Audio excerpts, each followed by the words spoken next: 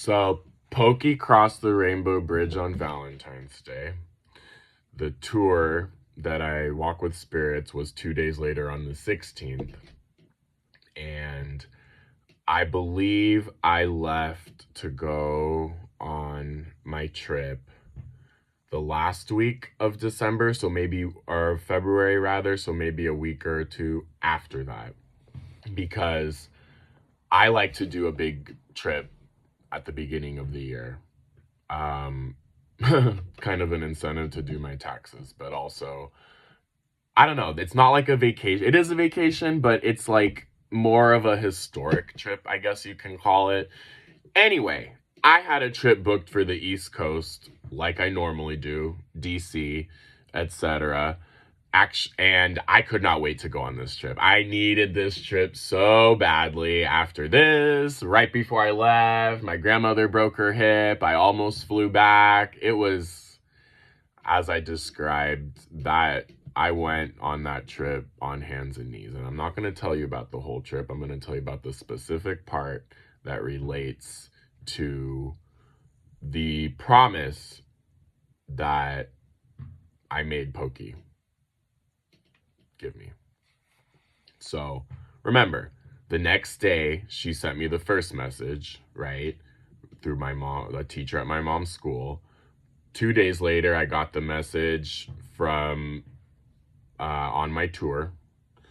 So I knew that there was something waiting for me on my vacation.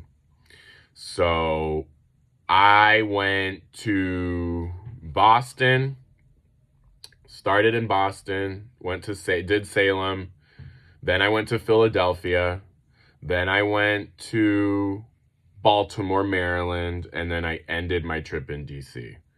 I think I've mentioned all the states I visited. It was a longer trip, but I'm actually going to go out of order because I do want to talk about what happened in Baltimore because it relates to what happened with Pokey. But I am going to go back and talk about what happened in Philadelphia because it relates as well. It just is the case that we're going to go a little bit out of order because Baltimore happened a little bit later in the trip. But you're going to want this is a story. Okay. So I got to Baltimore and I had one night in Baltimore. I only had one day there. And let me say, I know Baltimore gets a bad rap. I had a great time there. People were nice.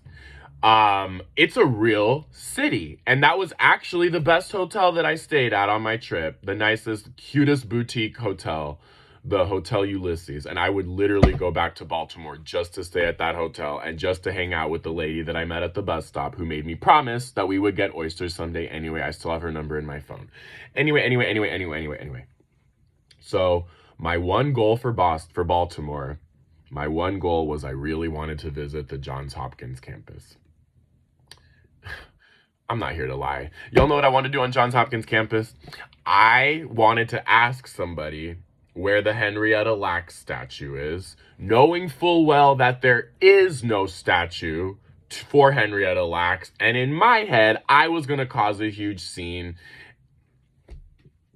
I'm just being fully honest. And if you don't know who Henrietta Lacks is, that's a problem. That's a huge problem. So go look up the name Henrietta Lacks, The Immortal Life of Henrietta Lacks. I believe the author is Rebecca Skloot.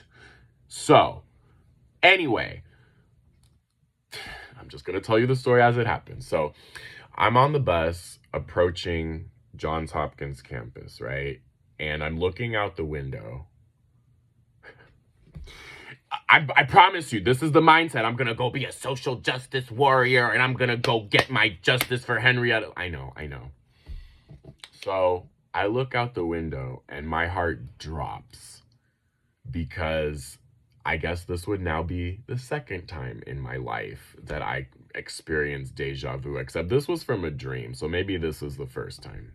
You don't want to count if we're not going to count the experience with the lady and her dog. But all of a sudden, my original mission completely vanished because I looked out the window and I realized that I recognized the Johns Hopkins campus. So listen to me very clearly. Listen to me very carefully. I was not expecting this at all. So if you're familiar or if you're not, there is at least the direction that I was approaching from. I don't know the streets, but if I'm not mistaken, it's called Harriet Tubman Park. There's this huge park on the outside of Johns Hopkins campus, and it looks like a residential neighborhood. Would you believe me if I told you that I have been dreaming of that place? I have had dreams of that place at least 10 times. I've been dreaming of that place my entire life. I have had recurring dreams of that place for as long as I can remember. Except in my dreams, I thought it was a residential neighborhood because that's what it looks like. I didn't realize it was a college campus. So I get off and I just remember being in this daze. I was not expecting that. I had a totally different mission for Johns Hopkins campus and I was not expecting this. So I'm kind of like, whoa, what is going on? Completely abandon and forget my original mission for being on Johns Hopkins campus, right? So I'm just kind of in a daze, kind of just taking it all in. Oh my God, it's a beautiful college campus. Oh, it is gorgeous. And I remember walking to the back of the campus, not a very big campus, but there's I walk to the back and all of a sudden, something red catches my eye. And mind you, I should have said this already, but I'm dressed in I got a dress shoot. I got my nice shoes on. So I've got a nice fancier outfit on, right? Maybe a little too fancy for a college campus, unless I'm there for a conference or something. But I remember getting on my hands and knees because I have never seen a cardinal before in my life. And then I realized that the cardinal's mate was also there. So obviously I recognized the brilliant bright red of the male cardinal, and then I saw her mate. So I'm on my hands and knees, flipping out, looking down into this bush. I don't really care or really notice any of the students walking by because this California boy's never seen a cardinal before, and I'm flipping out. And then I realized that there was something very, very special about this cardinal, that there's a reason why. And I'll never forget, having my little moment. I did capture it on video, and then leaving, and I had this instinct. I was like, wait a minute, what do cardinals mean?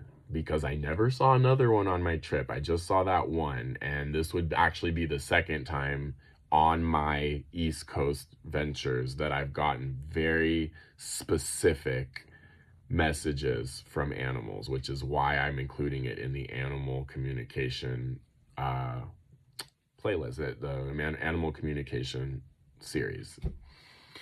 So I'm leaving the campus, and I decide to look up what cardinals mean, and cardinals are a message, specifically a message from the other side. So I'll never forget. I burst into tears. I'm bawling, reading, my feet kind of hurt because dress shoes. And I realized at this, I'm not going to take a bus. I'm going to walk back to the hotel because I'm inconsolable. I realized that this was literally the third message from my cat that she had sent me. And that was my deja vu moment at Johns Hopkins campus. It was I have to go back just to have a normal moment, but anyway, that was my beautiful deja vu moment at Johns Hopkins campus. My message from my dearly departed, almost 21-year-old cat, Pokey.